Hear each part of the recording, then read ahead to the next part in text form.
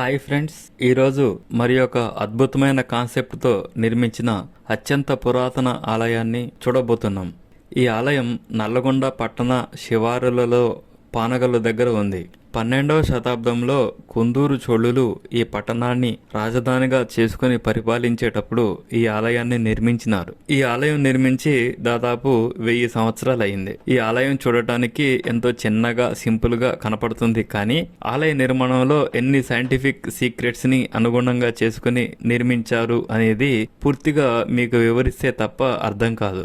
ఈ ఆలయం 3 గర్భగుడులు ఒకదాని పక్కన ఒకటి ఉన్నట్లుగా కనపడతాయి. అయితే ప్రధాన గుడిలో ఉండే శివలింగం మీద ఒక స్తంభం నీడ స్థిరంగా ఉంటుంది. ఇది రోజు మొత్తం సూర్యోదయం నుండి సూర్యాస్తమయం వరకు కూడా ఆ నీడ నిలకడగా అలాగే ఉంటుంది. 1000 స్తంభాల గుడిలో ఉన్నట్లుగానే ఈ ఆలయంలో కూడా స్తంభాలు పక్కపక్కన ఒక క్రమ పద్ధతిలో అమర్చబడి చాలా అద్భుతంగా ఉంటాయి. ప్రతి స్తంభం కూడా చక్కటి శిల్పాలతో నిర్మించబడి ఉంటుంది. ఈ స్తంభాల మీద నుండి వచ్చే నీడ గర్భాలయంలో ఉన్న శివలింగం మీద పడుతుంది. మనం ఉదయించే సూర్యునికి ఎదురుగా నిలబడితే మన నీడ ఎక్కడ పడుతుంది? మన వెనక పడుతుంది కదా. అలాగే మధ్యాహ్నం నీడ అయితే ముందుకు పడుతుంది. కానీ ఈ గుడిలోని శివలింగంపై పడే నీడ ఉదయం అయినా మధ్యాహ్నం అయినా ఎప్పుడూ కదలదు. ఇంకొక విషయం, ఆ నీడ ఒక స్తంభం నీడలాగానే కనిపిస్తుంది. ఆ గుడిలో మొత్తం 8 స్తంభాలు ఉంటాయి, కానీ ఆ నీడ ఏ స్తంభానిదో కూడా ఎవరూ చెప్పలేరు. ఎందుకంటే ఒక స్తంభం నీడ అని మనం అనుకున్నాం అనుకోండి, దాని నీడబడినప్పుడు దాన్ని ముట్టుకుంటే మన చేయి నీడ కూడా పడాలి కదా, అలా పడదు. అయితే ఈ నీడ మరి ఎక్కడి నుంచి వస్తుంది? రోజంతా స్థిరంగా ఎలా ఉంటుంది? ఇదే పెద్ద సీక్రెట్. ఈ సీక్రెట్ కొన్ని వందల సంవత్సరాలైనా ఎవరు ఛేదించలేకపోయారు.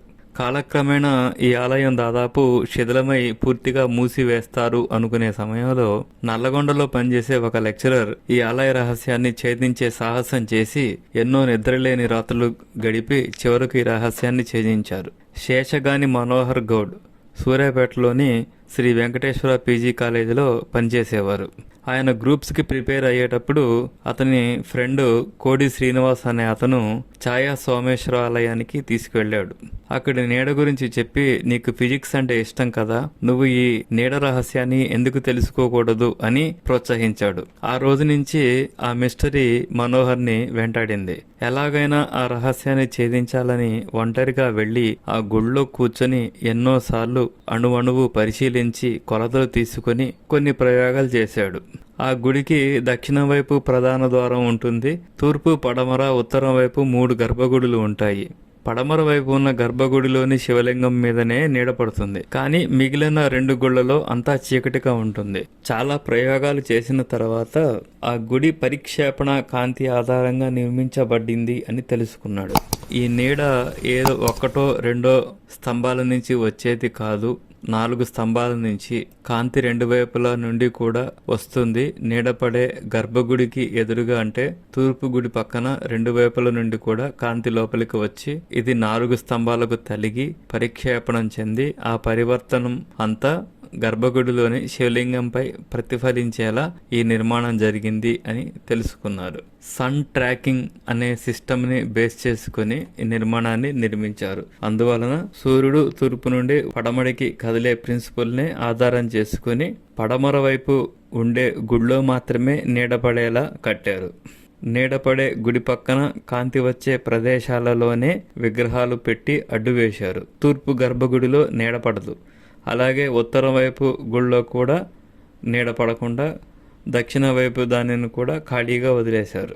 అటువైపు కూడా కట్టి ఉంటే ఉత్తరం గుళ్ళో కూడా నీడ పడేది. ఇదే సింపుల్ ట్రిక్.